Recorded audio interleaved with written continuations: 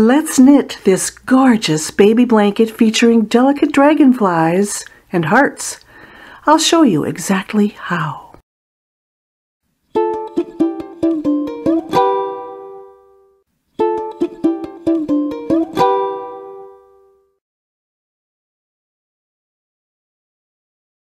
Look at the sweet blanket now that we're finished with all that knitting. This is going to become that generous 29 to 30 inch long blanket, especially once we have shell crocheted around the edge, which is what I'm going to show you next.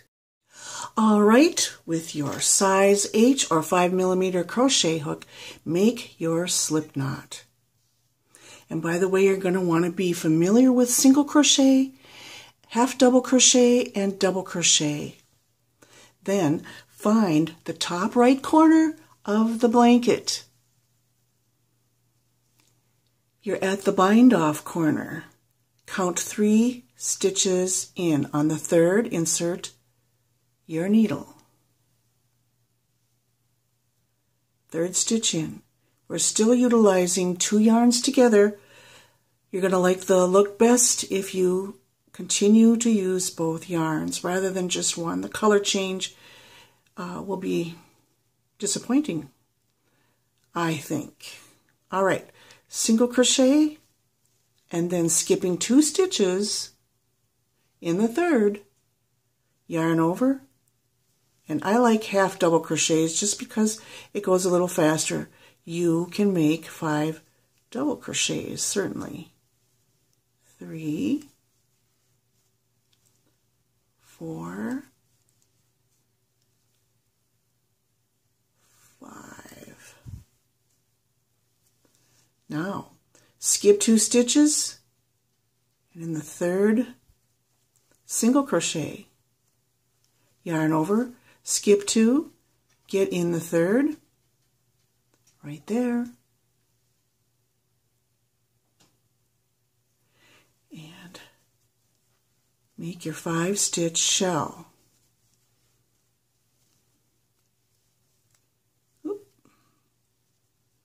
3, 4,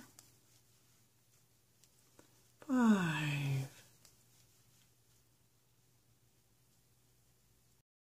Okay, I'm smack dab at the top of the middle, and I just like to make sure when I get to the middle that indeed my single crochet matches up perfectly with the top of the dragonfly or exactly in between the hearts here for perfect spacing. And it's always a good idea to look back periodically and make sure that you alternated your single crochets with your shell. You can sometimes get absorbed in what you're doing and accidentally do 2 crochets in a row or 2 shells in a row.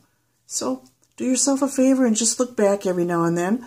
I'll meet you over here at the corner. We'll turn that corner and see how to contend with the sides. As you near the corner, you'll have your last cluster, okay? Then you're just going to skip 1 stitch, do your single crochet, skip that tiny stitch right there, and right here is going to be your corner where you're going to yarn over and sort of get the needle inserted. Get your hook inserted there as best you can, and now make 7 in your cluster. 1, 2, 3, 4, 5, 6, 7, which will turn the corner nicely for you.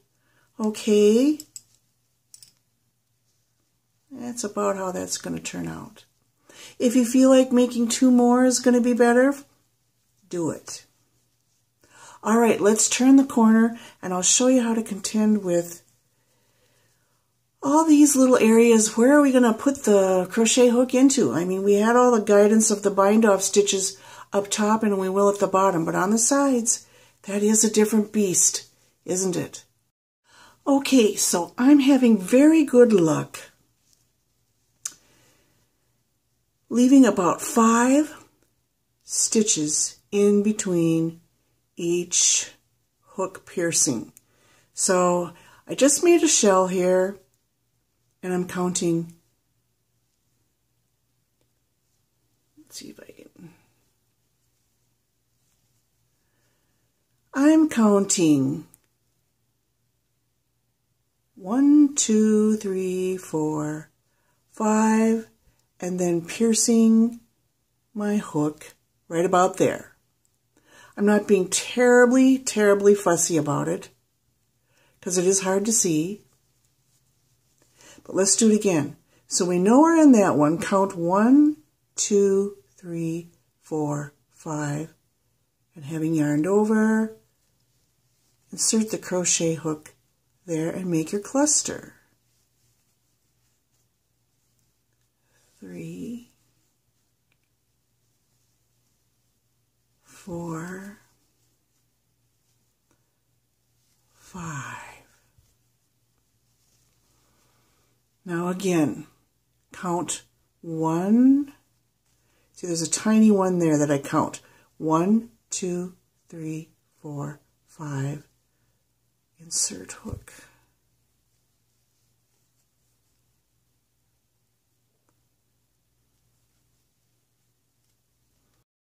All right, so I mentioned skipping every 5 and hitting it on the 6th, right? Well, I didn't at the beginning. I only skipped about 3.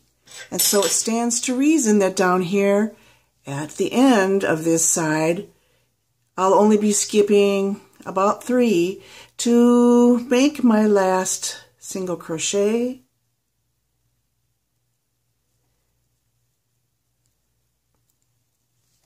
Roughly. And then I'm going to turn a corner right now and make 7 half double crochets right about there. 1,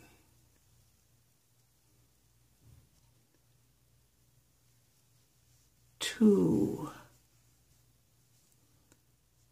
3, 4, 5,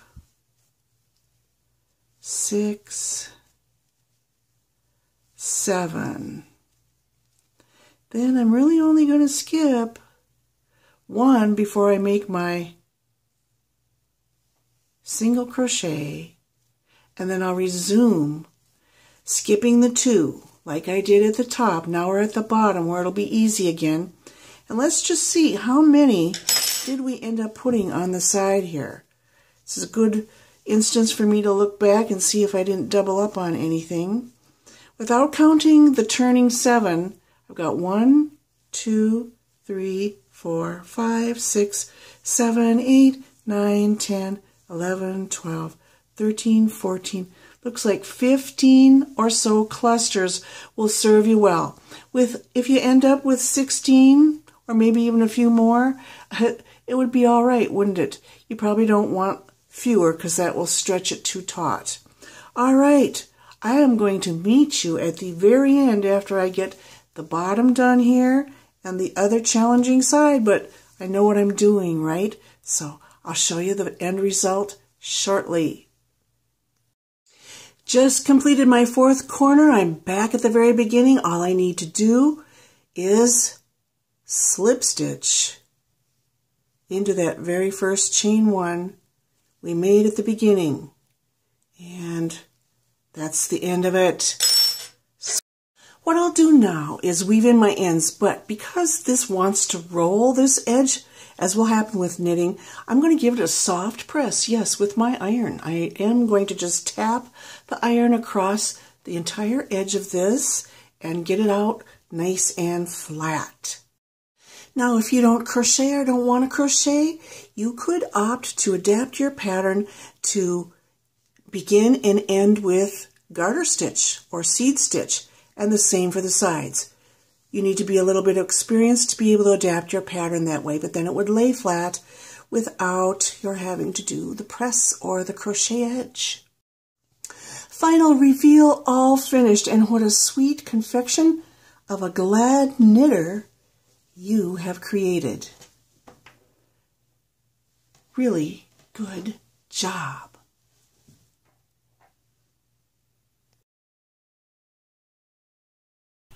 Hey knitters, if you enjoyed this video, let me know it by hitting the like button below, and as long as you're down there, click subscribe. Now, go purchase this pattern in my Etsy shop at the link in the description below and make yourself a sweet confection of a glad knitter.